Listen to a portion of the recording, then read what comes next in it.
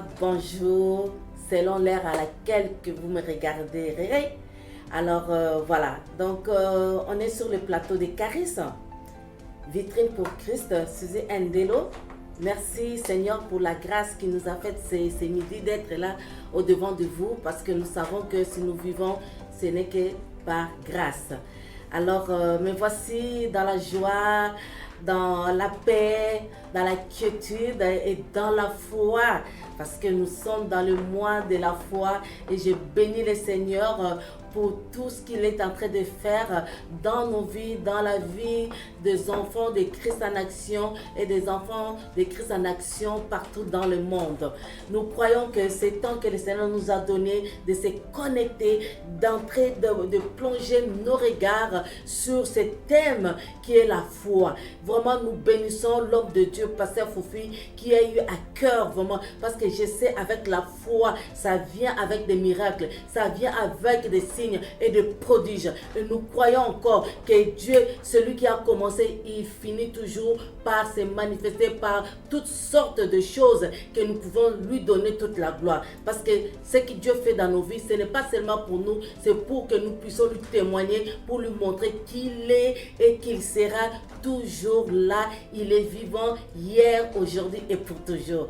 Donc voilà la raison pour laquelle je suis toujours enthousiasmée, je suis toujours dans la joie d'apporter ces brèves exhortations. Et vraiment, je vais faire un petit retour de ce que j'avais parlé vendredi passé, et je sais que ça a été très bénissant. Moi-même, en regardant, je me disais, oh là là, quelle parole! Pas parce que c'était bon, mais parce que moi-même, je ressentais comme le Seigneur était parti me chercher, me réconforter encore, de tenir ferme contre les attaques de l'ennemi. Voilà la raison pour laquelle nous sommes toujours là à nous édifier. Mais avant d'aller plus loin, je nous demanderai de partager, de cliquer, de taguer un ami, une amie, de taguer le membre de ta famille, parce que comme je l'ai toujours dit, c'est une façon d'évangéliser. Peut-être tu te dis, oh moi je ne sais pas parler, moi je ne sais pas aborder les gens, mais faites ceci, c'est vraiment un autre moyen, un outil que le Seigneur nous donne à ce 21e siècle. De la bonne façon, partager, c'est vraiment la parole de Dieu qui change de vie. Parce que des fois, on est là à mettre des commentaires, là, il ne faut pas mettre, à partager des choses inutiles, qui ne donnent rien, qui ne fait rien, qui ne fait que angoisser les gens, qui ne fait que donner la peur aux gens. Et nous ne voulons pas là. Nous ne voulons pas ça, mais nous voulons que la parole de Dieu pousse à apporter la paix, la joie de vivre. Raison pour laquelle je te demande, toi qui me regardes à ce midi, et je te bénis déjà d'avance, toi qui es fidèle au poste, je te bénis parce que tu es fidèle. Alors, n'hésite pas, partage, partage et partage. Voilà, c'est tout. Ok, un petit retour. Donc, on a parlé sur Ephésiens 6-16, sur prenez par-dessus cela les boucliers de la foi avec lesquels vous pourrez éteindre les flèches, les traits plutôt enflammés du malin. Nous avons parlé, j'expliquais que le bouclier c'est comme un pare-balles ou quelque chose. Bon, en tout cas, je regarde encore lorsque j'étais encore enfant, il y avait des films de soldats. Ça me vient à l'esprit là, je ne sais pas si vous vous rappelez là, c'est la bagarre, la bataille, et puis on voit les soldats avec genre un peu de, comment on appelle ça, des armures, hein? Des armures comme pour que si l'ennemi vient, il lance des flèches et ils sont là pour comment intercaler. Donc exactement c'est ça les boucliers. Les boucliers fait que si l'ennemi envoie ses flèches, et toi tu es barricadé avec la parole de Dieu, et quand la flèche va aller, quand les missiles vont venir, et toi tu es capable de bloquer cela par rapport à la parole de Dieu. Donc quand je regarde ça, je me dis, oh Seigneur, quelle idée je voyais dans mon esprit. Donc c'est une armure défensive à laquelle où si l'ennemi vient, toi tu es déjà sur la défensive. Quand bien on est sur la défensive, aussi sur l'offensive. Parce que l'ennemi, on ne peut pas lui laisser le temps. Hein. Il est là pour nous bousculer, mais nous aussi, on ne va pas lui laisser le temps. Donc, le bouclier de la foi. Donc, la Bible dit, prenez par-dessus tout Les boucliers, tout cela, les boucliers de la foi. Donc, en dépit de tout ce qu'on peut avoir, mais le bouclier de la foi. Et c'est très, très, très important. Alors, maintenant, le bouclier de la foi, c'est pas Dieu qui viendra nous le mettre. Mais toi-même, là où tu es, tu prends le bouclier de la foi, qui est la parole de Dieu. Toi-même, tu dois le porter. Toi-même, tu dois le mettre sur toi, afin que lorsque la maladie viendra, lorsque les problèmes viendront, lorsque tout ce qui peut déranger ta vie peut venir, toi, tu as le bouclier de la foi qui est la parole de Dieu. Amen. Alors, là, ce midi, nous sommes vendredi encore. Comme d'habitude, je suis seule, je suis en mode classique. Et je continue encore sur la foi. Et j'aimerais vraiment que nous puissions vraiment mettre ce sujet. Vraiment, le sujet est tellement vaste. Je disais la fois dernière que la Bible dit sans la foi, personne n'est agréable à Dieu. Et c'est exactement, nous ne pouvons pas faire quoi que ce soit sans avoir la foi dans ce que Dieu dit dans sa parole. Alors, vraiment, c'est pour nous primordial, essentiel d'avoir cette foi. Pasteur Fofi explique cela trop bien, même plus que moi. Donc, du coup, si vous voulez vraiment aller en profondeur, allez sur notre YouTube. Vous allez voir cela, comment est-ce que le pasteur Fofi est en train de nous expliquer. Le dimanche passé, c'était encore waouh. C'était excellent, c'était trop bien même. Et j'aime toujours cette phrase qu'il a dit, je ne vivote pas mais je vis.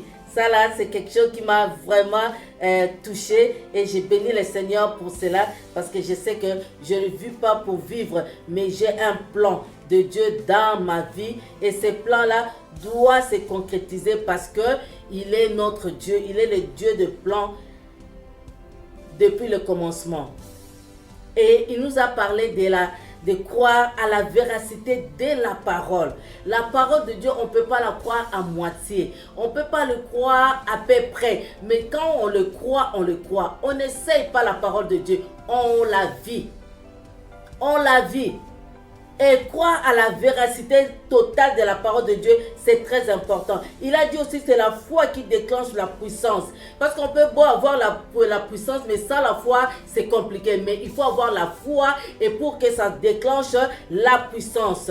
Et lorsque les apôtres étaient dans le bateau, il a expliqué dans le sens où ils avaient peur parce que le bateau commençait à s'enfoncer. Ils ont crié, Seigneur, Seigneur, aide-nous. Et le Seigneur s'est réveillé. Il a dit, homme de peu de foi. Il n'a pas dit homme peu de puissance.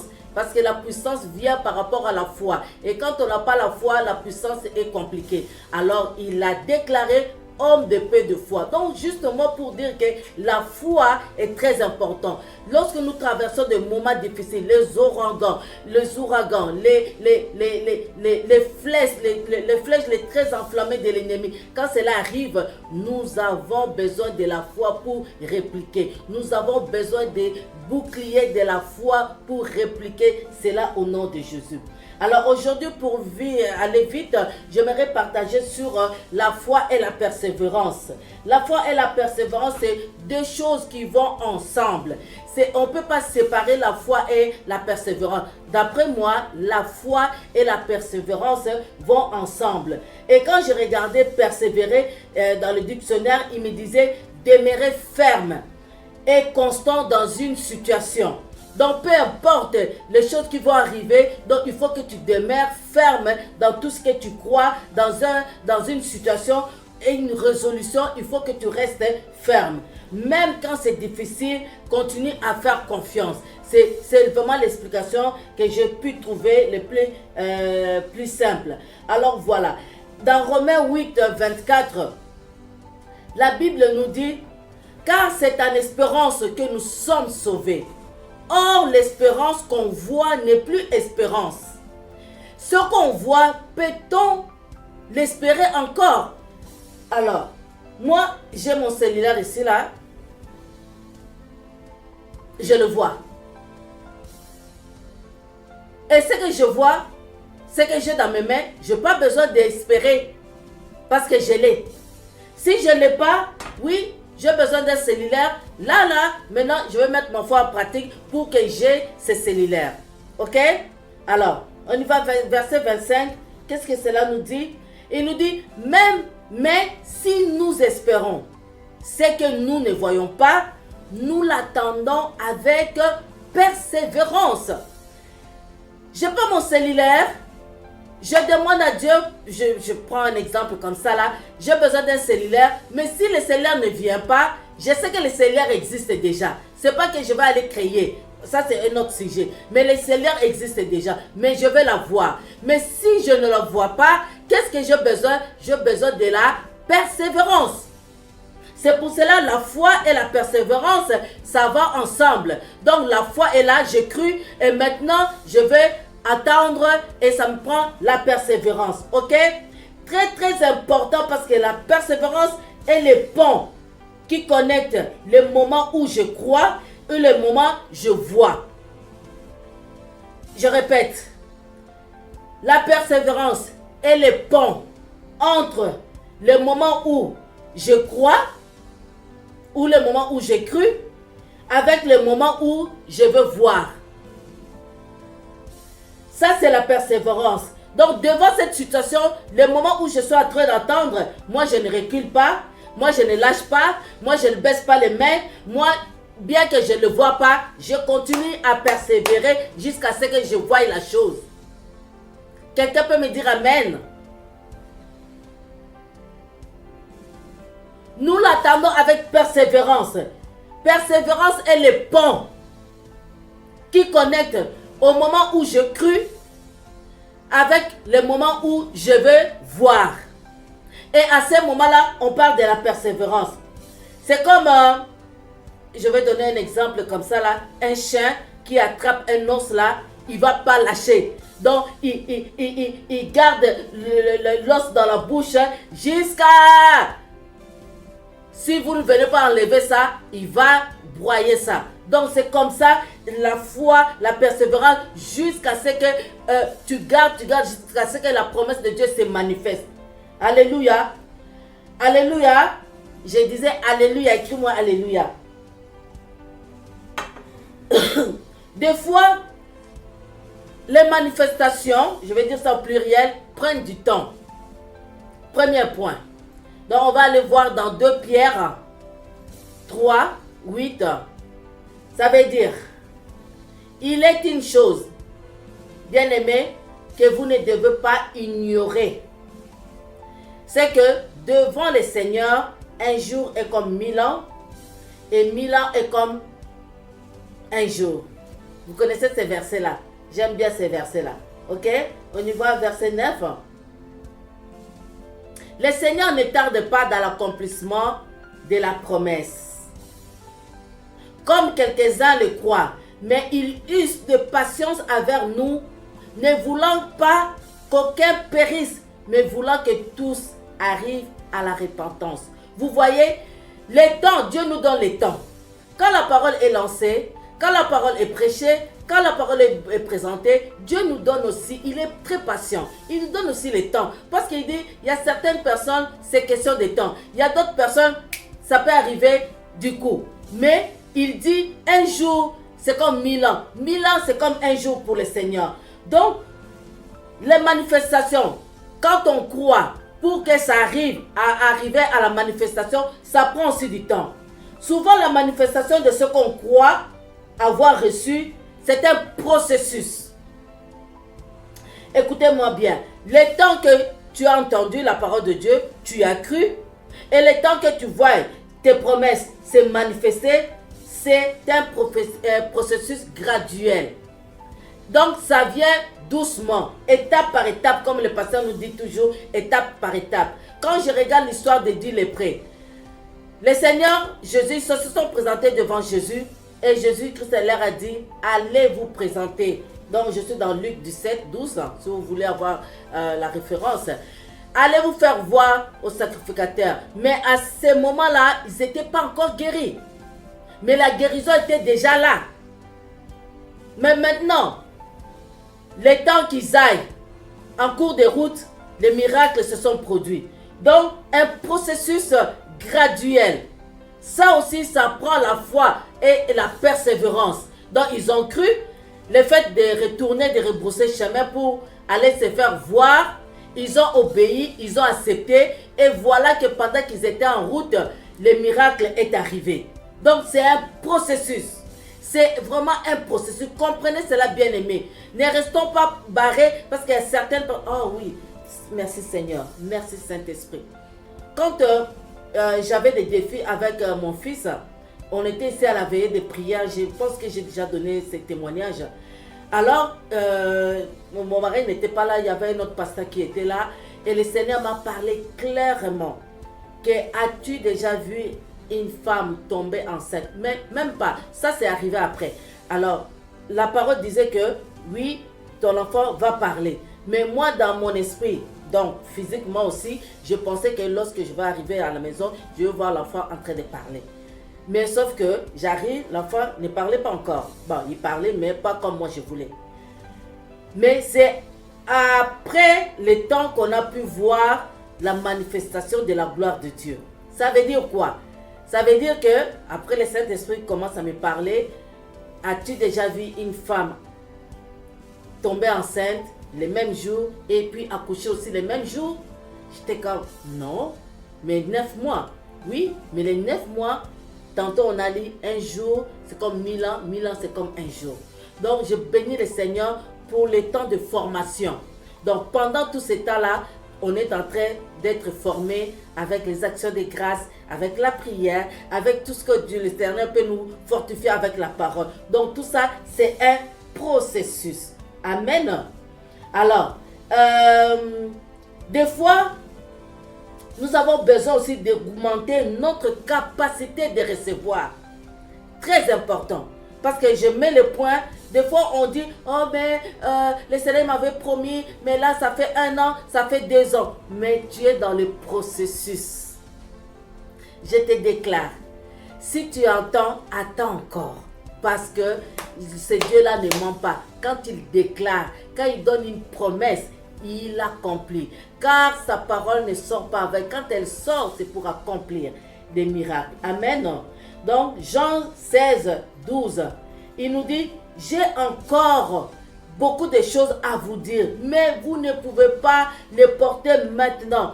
Des fois, quand on demande des choses, à l'instant même, Dieu voit que pour le moment, tu n'es pas encore prêt. Parce que si je te donne ça, ça peut te tuer.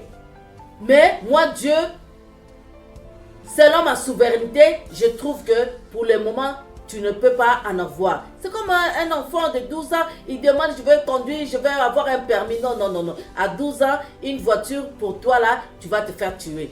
Et pourtant, c'est une bonne chose. Mais on attend jusqu'à ce qu'il arrive à un âge majoritaire ou un âge mature, capable d'avoir un permis et de conduire une voiture. Vous comprenez ce que je suis en train de dire? Tout ça là, c'est la foi et la persévérance. Alléluia. Donc voilà, donc d'augmenter notre capacité, comment je vais dire ça, notre force ou notre maturité, que cela arrive à un moment donné où tu seras capable de gérer cela. De gérer cette voiture, parce qu'à 12 ans, tu ne peux pas conduire, tu vas faire des accidents ou tu vas te faire tuer, parce que ce n'est pas l'âge. Voilà. Exode 23, 29, la Bible dit, je ne chasserai pas à une seule année loin de ta face, de peur que le pays ne devienne un désert et que les bêtes de champ ne se multiplient contre toi. Verset 30. Je les chasserai peu à peu. Pourquoi? De ta face jusqu'à ce que tu augmentes en nombre, que tu puisses prendre possession du pays. Mon Dieu, ça c'est puissant. Dieu, même Dieu, même Dieu, même Dieu. Il a dit au peuple Israël, je ne peux pas chasser, je suis capable de le faire. Mais si je le fais, vous allez devenir paresseux, fainéants. Mais je veux que vos mains soient exercées à la bataille, au combat. Parce que je sais que le combat est déjà gagné. Donc quand Dieu dit ça, il sait pourquoi. Parce que s'il les chasse d'un seul coup, on va se dire, oh ben voilà, relax, maintenant je fais rien. Non. Dieu veut que nous soyons des enfants travaillants et il sait quand ça va arriver, la bénédiction, tu seras capable de l'utiliser à bon escient. Amen. Donc tout cela, ça fait que pour le temps, pour que ta capacité augmente, ta capacité de recevoir soit au top. Alléluia. Alors des fois, il y a aussi des combats. Des fois, tu as prié et tu sens vraiment que tu as reçu. Mais il y a un combat spirituel. Regardons dans Daniel. Daniel 10, 12. Qu'est-ce que la Bible dit? Daniel a prié. Il dit, Daniel, ne crains rien. Car dès le premier jour où tu as eu à cœur de comprendre et de t'humilier devant ton Dieu, tes paroles ont été entendues et c'est à cause de tes paroles que je viens. Le chef du royaume des Perses m'a résisté 21 jours, mais voici Michaël, l'un des principaux chefs, est venu en mon secours et je suis demeuré là, auprès du roi des Perses. Cette histoire est tellement fantastique. Daniel, dès le premier jour, Daniel a prié. Et qu'est-ce qui arrive? Quand il a prié, sa prière a été exaucée. Maintenant, l'ange qui devait venir répondre à Daniel a été intercepté par les puissances du royaume des Perses. On lui a résisté. Et pourtant, Daniel n'a pas changé d'avis. Daniel est resté dans la foi et dans la persévérance. Donc il pouvait se dire, je priais Seigneur 1 jour, 2 jours, 3 jours, 10 jours, 15 jours. Pourquoi rien ne se passe? Mais à ce moment-là, c'était un combat. Donc je parlais de fois on peut avoir une capacité de recevoir, des fois aussi, ça peut être un processus graduel pour toi et des fois aussi ça peut être un combat spirituel. Mais voilà que dans le cas de Daniel, il a été combattu sa prière. Donc en fait, sa réponse a été bloquée quelque part. Des fois nous prions, la réponse est là, mais elle est bloquée quelque part. Et qu'est-ce que nous faisons? Nous devons entrer dans la prière de combat pour aller déloger le diable. Parce que nous avons déjà la victoire. Isaïe a dit, je vous ai donné le pouvoir de marcher sur les scorpions, sur les serpents. Et rien ne pourra vous nuire. À ce moment-là, tu révèles l'autorité qui a été léguée à ton égard. Et là maintenant, tu ordonnes à l'ennemi de lâcher ta bénédiction. Parce qu'elle a été déjà relâchée. Et je prie en ce midi, toutes sortes de bénédictions qui ont été déjà relâchées dans le ciel, que cela arrive à l'accomplissement, que cela puisse porter le corps dans ta vie et nous puissions le voir et que nous puissions donner gloire à notre Dieu. Alléluia. Alléluia. Et maintenant, je vais, comme il me reste encore 5 minutes, je vais aller parler vite fait de la grande rémunération attachée à la persévérance. Parce que la persévérance paye. Pasteur Fofi dit toujours percer et tu verras. Quand tu persévères, tu vas voir la gloire de Dieu. Hébreux 10, 35.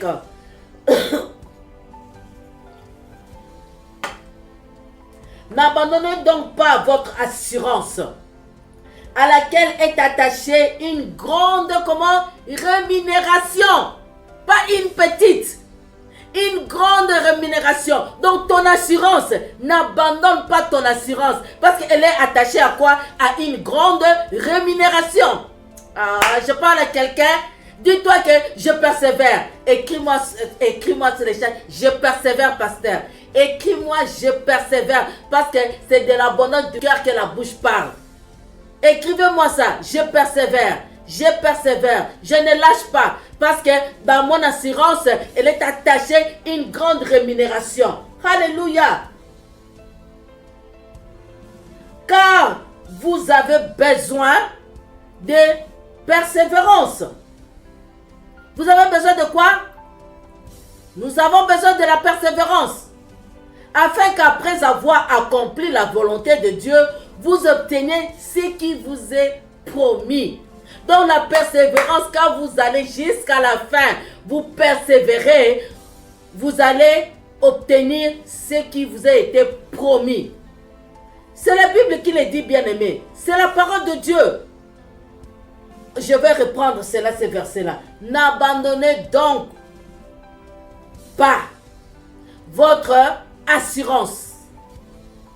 Je vous en supplie, bien-aimé. Ici, c'est la parole de Dieu. On parle de la parole de Dieu. Moi-même, ça vient me chercher.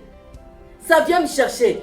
Donc, n'abandonnez pas. C'est comme tu n'as pas d'option. Tu n'as pas d'autre recours que de ne pas abandonner. Si la Bible dit n'abandonne pas, donc ne délaisse pas, ne baisse pas tes mains. Tiens bon. Parce que ta rémunération est là. À laquelle, quand tu n'abandonnes pas ton assurance, à laquelle est attachée une grande rémunération. Oh bien-aimé, une grande rémunération qui vient de la part de Dieu tant que tu n'abandonnes pas ton assurance. Car vous avez besoin de persévérance. Tu as besoin de persévérance plutôt. Tu as besoin de persévérance afin qu'après avoir accompli la volonté de Dieu, dans la volonté de Dieu, c'est d'obéir à sa parole et que vous obteniez ce qui vous est promis. Alléluia.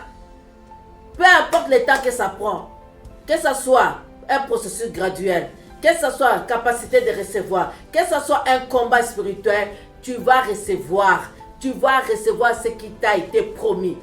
Dans le nom puissant de Jésus. 1 Corinthiens 15, 58. Qu'est-ce qu'il nous dit? Ça, j'aime bien ces versets-ci. On a déjà travaillé sur ça. Ainsi, mes frères bien-aimés, soyez fermes, inébranlables, travaillant de mieux en mieux à l'œuvre du Seigneur, sachant que votre travail ne sera pas vain dans le Seigneur. Ici, là, je vais l'interpréter dans le sens où je suis en train de parler sur la persévérance et la foi. Donc, ça veut dire que mon frère, ma soeur, sois ferme. Ne lâche pas. Comme on dit ici chez nous au Québec, ne lâche pas. Donc, vous comprenez, quand quelqu'un te dit ne lâche pas, donc ça veut dire ne te laisse pas être distrait par quoi que ce soit. Continue le focus afin que ta bénédiction puisse avoir lieu. Inébranlable, travaille de mieux en mieux sur ce que tu es en train de faire. Alléluia. Alors, je vais terminer par Galates 6, 9. Qu'est-ce que Galates 6 nous dit? Ne nous lassons pas de faire du bien, car nous moissonnerons au temps convenable et si nous ne relâchons pas. Ça, ici, là, je vais quand même mettre cela en contexte. Ne nous relâchons pas. Des fois, tu te dis, Seigneur, moi je ne fais que du bien aux gens. Moi, je ne reçois rien. Même de ta part, je pense comme je suis négligé, je suis abandonné. C'est comme si personne ne prend soin de moi. C'est comme si personne ne s'occupe pas de moi. Et la Bible dit, ne nous lassons pas de faire du bien. Peu importe ce que tu ressens. Tes ressentis ne changent pas Dieu. Toi, ce que tu fais, si tu fais ça vraiment de tout ton cœur, fais-le comme si tu faisais ça pour le Seigneur. Et la Bible dit, ne nous lassons pas de faire du bien, car nous moissonnerons au temps convenable si nous ne relâchons pas. Et voilà que tout ce que tu demandes, tout ce que tu es en train de persévérer, tout ce que tu es en train de s'aimer, ne te relâche point. Parce que tu vas moissonner au temps convenable. Le temps convenable, c'est le temps de Dieu. Quand il donne, il le donne bien. Des fois, on veut avoir des choses vite fait. Parce que Kofi dit café instantané. Voilà. Il dit les cafés instantanés. Les cafés instantanés, des fois, ça n'a pas d'allure. Ça ne dure pas trop loin. Et des bénédictions qui viennent comme ça vite fait là, oui, il peut faire comme il veut, quand il veut, au moment opportun, comme il veut. Mais, je prends l'exemple qui me vient en tête de Anne. Anne était stérile. Anne demandait. Pénina avait des enfants. L'impact des enfants de Pénina n'est pas l'impact de l'enfant de Anne. Anne a attendu longtemps, son Samuel est arrivé. Son Samuel était comme, on en parle jusqu'aujourd'hui. Samuel. Mais les enfants de Pénina, personne n'en parle. Pas d'impact, pas d'influence, rien du tout. Il nous influence en rien. Mais Samuel est venu en retard, mais avec beaucoup d'impact. En retard, mais au moment opportun de Dieu, pour que Dieu soit glorifié. La Bible parle d'Anne stérile, hein. C'est pas qu'il a caché. Dieu n'a pas caché. Il dit que Anne stérile. Et Dieu même lui-même qui a, comme dit, stérile, mais lui-même, il a donné à un stérile un enfant. Alors, pourquoi toi tu dois pleurer? Pourquoi toi tu dois pleurer? Il suffit seulement de persévérer. Tout ce que je suis en train de dire, c'est de persévérer. J'ai dit la foi et la persévérance vont ensemble. Et j'ai dit encore, la persévérance et les ponts qui connectent le moment où tu crois et avec le moment où je reçois. Donc, pendant ce temps-là, je crois, je reçois, il y a un temps peut-être mort, il y a peut-être des choses qui vont se passer, mais toi, dis-toi dans la tête, persévérer, c'est demeurer ferme, constant, intact à ce que Dieu avait dit ou à ce que Dieu a dit et que toi, les temps que tu es en train d'attendre là, c'est là où nous sommes forgés. C'est là où nous maturons. C'est là où nous affermissons dans notre caractère, dans notre foi. Et cette foi-là sera une foi inébranlable. Peu importe les situations, peu importe ce qui peut arriver. Si Dieu a fait hier, aujourd'hui, il le fera. S'il a fait avant-hier, aujourd'hui, il le fera. S'il a fait avant-hier, aujourd'hui, il le fera. C'est un Dieu qui n'a pas changé. Il est le même hier, aujourd'hui, éternellement. Il est le Dieu qui ne ment pas. Il est derrière sa parole pour l'accomplir. Alors, bien-aimé, je vais m'arrêter ici. Toi qui m'as entendu, toi qui as écouté cette parole, j'aimerais que cette parole puisse porter fruit. Cette parole puisse être ancrée dans ton esprit et que tu te dises, moi aussi, moi aussi. Si cela est arrivé, gloire à Dieu. Mais certainement, il y aura d'autres défis au devant de toi. Mais sache une chose, que la foi trouve la place dans ton cœur. C'est la confiance dans la parole de ce que Dieu dit. Si Dieu a dit quelque chose pour toi, prends-le comme ça. Ce qui est écrit, c'est ce qui est écrit. Ne te détourne pas les yeux, comme il a dit à Josué, que cette parole ne s'éloigne point de ta bouche. Médite-la jour et nuit. C'est ainsi que tu réussiras. Hein? Alors, vraiment, tenez ferme. Ne lâche pas. On est ensemble. Dis-moi, Pasteur Suzy, je ne lâche pas. Si tu as besoin de la prière, dis-toi, Pasteur Suzy, soutiens-moi dans la prière. Vraiment, peut-être cette situation est fatigante, cette situation pèse sur mes épaules, j'arrive plus là. Sache qu'il y a quelqu'un qui peut porter tes fardeaux. Il les a déjà portés, mais c'est à toi de déposer cela à ses pieds. C'est à toi de venir déposer cela à ses pieds. Dépose cela à ses pieds. Et ce midi, je prie que le Saint-Esprit t'aide. Merci Saint-Esprit, parce que tu étais derrière ta parole. Tu convaincs les cœurs du péché du jugement. Merci pour ce midi d'envahir le cœur de quelqu'un. Merci pour ce midi de voir des personnes qui ont des larmes encore dans leurs yeux. Qui se disent à quand mon tour? Qui se disent à quand Seigneur? Mais à quand? Daniel a prié 21 jours, la réponse est arrivée. Michaël est venu au secours. Laisse que ce midi, que les Michaël viennent au secours des personnes que leurs bénédictions sont bloquées quelque part. Je prie pour le déblocage. Et ce midi, je suis Michaël, Caris, pour la grâce qui apporte dans le cœur. Je viens que le cœur des gens soit libéré, que le corps soit guéri, que les fardeaux tombent et que les grâces tombent, localisent les gens là où ils sont, afin qu'ils voient, Seigneur, ta gloire. Seigneur, je prie cela au nom puissant de Jésus. Amen. Amen. Amen. Alléluia. Est-ce que tu peux donner une bonne main d'acclamation? Mets-moi des acclamations et des cœurs, parce que la parole de Dieu reste la parole incontournable, incommensurable. C'est une parole puissante. Quand elle sort, elle porte de fruits. Et je crois que ce midi, tu as été dans le focus de Dieu. Toi qui m'as suivi, charismatique, sois béni et sois fortifié. Alléluia. Bon, nous sommes arrivés à la fin. Et si tu as entendu cette parole, tu t'es dit, oh pasteur, tu sais, ou ta foi comme ABC, mais je vais prier pour toi.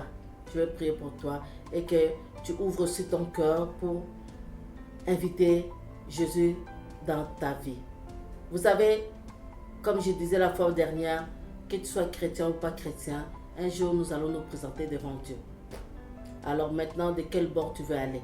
Alors ces choix-là, ça se fait maintenant. Ça ne se fait pas quand tu es déjà mort. Là maintenant, on commence à faire des prières, des repentances. Ça ne se fait pas. Et c'est ça, c'est le mensonge du diable. C'est maintenant que tu as envie. C'est maintenant que tu respires, que tu es conscient de ce que tu fais un choix. Et la Bible dit, j'ai mis devant toi la bénédiction et la malédiction. Mais Dieu dit de choisir la bénédiction. L'âme qui pêche, c'est celle qui mourra.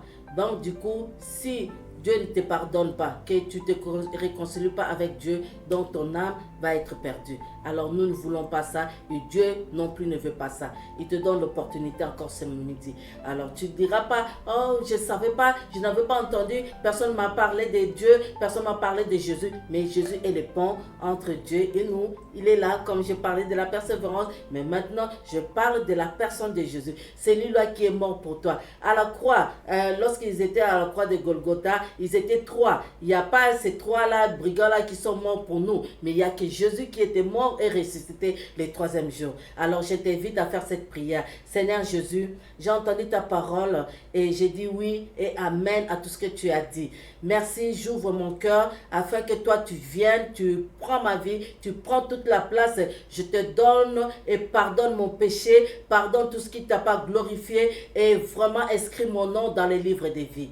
Ainsi, je t'accepte comme le Seigneur et le Sauveur de ma vie. Si tu fais cette prière de tout ton cœur, sache que le Seigneur est rentré dans ton cœur. Peut-être ta couleur n'a pas changé, peut-être tes cheveux n'ont pas changé, mais dans ton âme, tu es né de nouveau. Et naître de nouveau, c'est que ton esprit est né de nouveau parce qu'en réalité, l'homme c'est un esprit. Il n'est pas un corps, il est un esprit qui habite dans un corps. Voilà, donc il y a une âme aussi et quand ton esprit est né de nouveau, tu deviens enfant de Dieu. Donc si tu as fait cette prière, n'hésite pas à nous écrire à caris@christanexion.com. Donc voilà, que Dieu te bénisse, que Dieu te fortifie. Si tu n'es pas ici au Québec, tu es ailleurs, alors cherche un endroit, une place là où tu vas écouter la parole ou soit de nous écrire, on va t'orienter. Alors, nous sommes arrivés à la fin et merci beaucoup pour tous ceux qui étaient derrière l'écran et pour tous ceux qui vont regarder encore après, plus tard. Que le Seigneur vous bénisse et je vous aime beaucoup.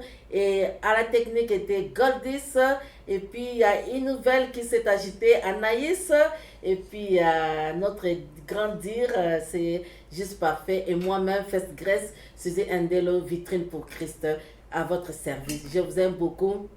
À la prochaine.